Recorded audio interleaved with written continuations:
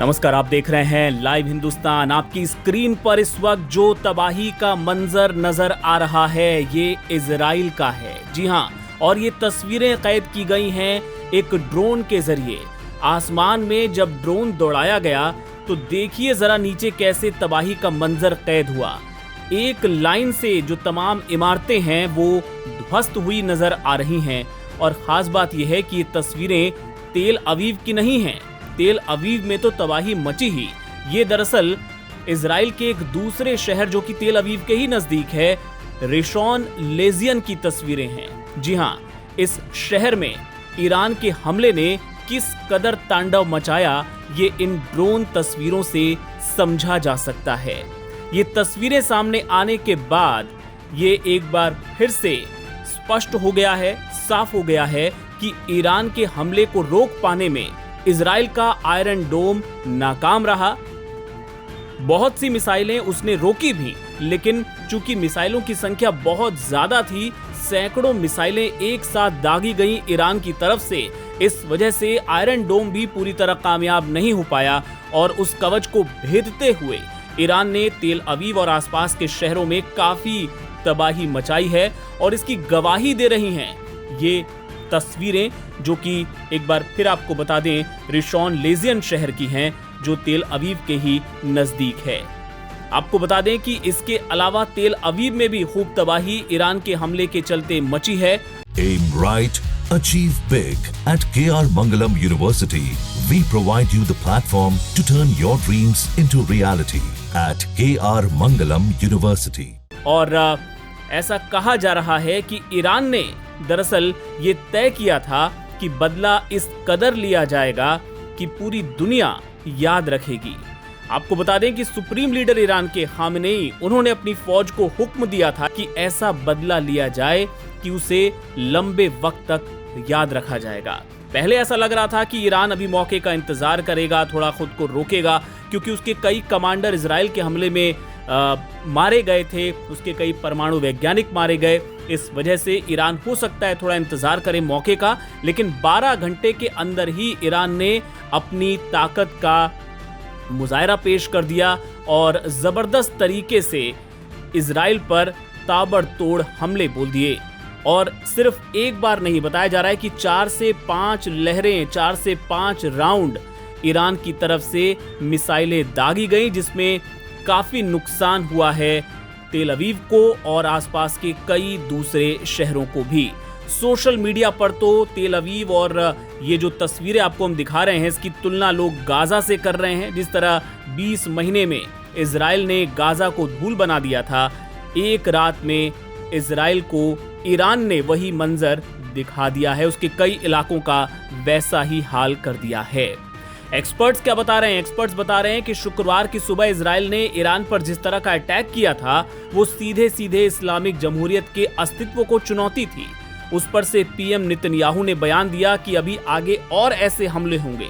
ऐसे में ईरान ने भी अपनी अंडरग्राउंड मिसाइल सिटी खोल दी और लगभग 1700 किलोमीटर दूर इजराइल पर आग की बारिश कर दी, मिसाइलों की बारिश कर दी, वो भी ऐसी जिसकी किसी ने कल्पना तक नहीं की थी। ये तस्वीरें गवाह हैं। इजराइल से अब तबाही की तस्वीरें लगातार सामने आ रही हैं, जो ये साफ करती हैं कि इजराइल को लेकर ये जो दावा किया जाता था कि आयरन डोम उसका सुरक्षा कवच है, उसे कोई भेद नहीं सकता, ये सारे दावे धरे के धरे रह गए। और ईरान ने दिखा दिया कि कोई अगर उसे अंदर घुस के मारेगा तो वो भी उसका उतनी ही मजबूती से जवाब दे सकता है। इससे जुड़े तमाम अपडेट्स आगे भी लाइव हिंदुस्तान पर आपको देखने को मिलते रहेंगे। आप बने रहिएगा हमारे साथ।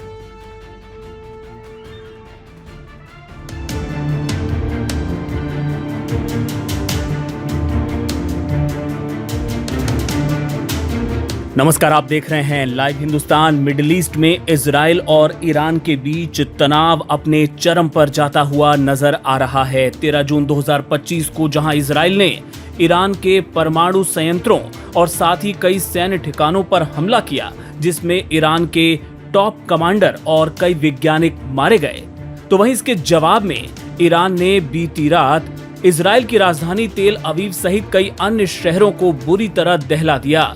इस दौरान बताया जा रहा है कि ईरान ने कई ड्रोन और साथ ही 200 से ज्यादा बैलिस्टिक मिसाइलों से हमला किया। इसकी तस्वीरें अब सोशल मीडिया पर खूब वायरल हो रही हैं।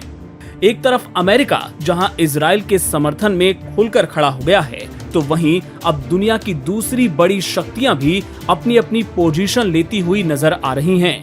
इनमें दो शक्तियां यानी चीन और रूस अब ईरान के पक्ष में जाते नजर आ रहे हैं।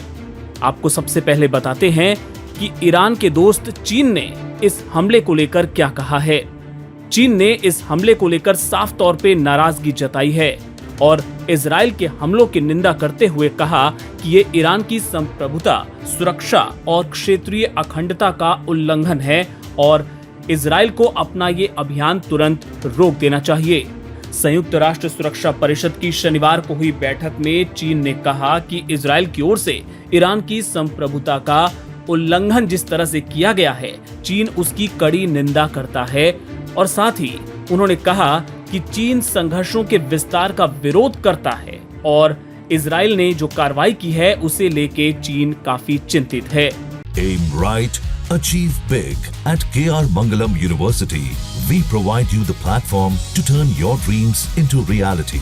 At KR Mangalam University. चीन ने जोर देकर कहा कि हर देश को अपनी सुरक्षा करने का अधिकार है।